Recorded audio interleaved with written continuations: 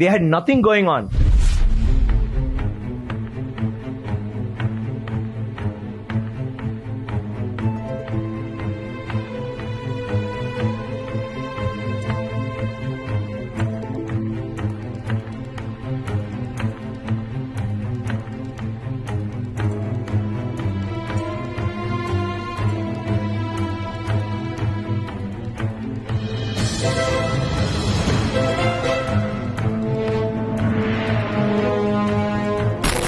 We all talk about the pyramids and how could they have possibly built it? How did they do it so many years ago? But do you know that in India, we have so many temples, but the one with the highest Gopuram is there in Tanjavur, which is where the Chola dynasty had happened, and his role, Rajaraja Cholan, had built it. That particular temple has the highest Gopuram in the whole world. The top stone alone, it's a single stone that weighs 80 tons.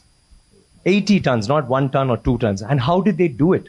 But do we know that? We all go to the pyramids, we go see the Leaning Tower of Pisa. Someone said something very nicely. He said, we are actually appreciating a building that doesn't stand.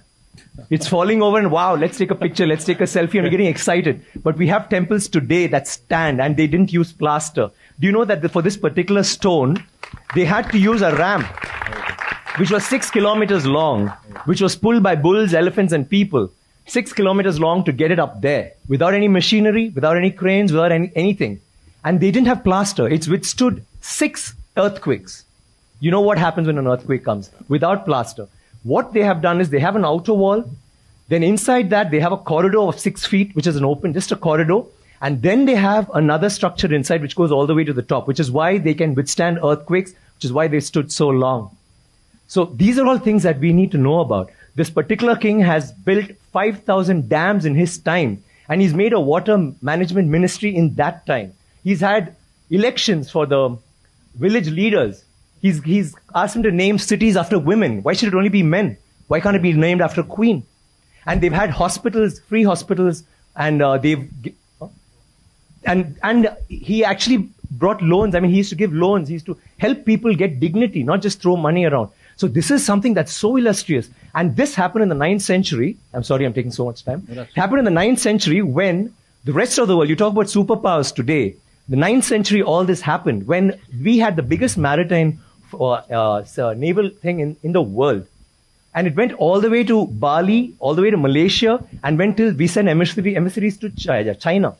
And you know what was the superpower doing then? America hadn't been discovered by Columbus till 500 years later.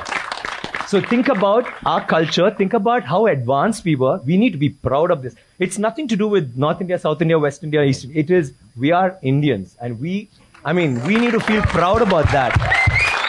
And England is so illustrious, but Englands were invaded by the Vikings, and the Europe was in the dark ages during the 9th century. They had nothing going on. So don't you think we should celebrate history? Absolutely, absolutely.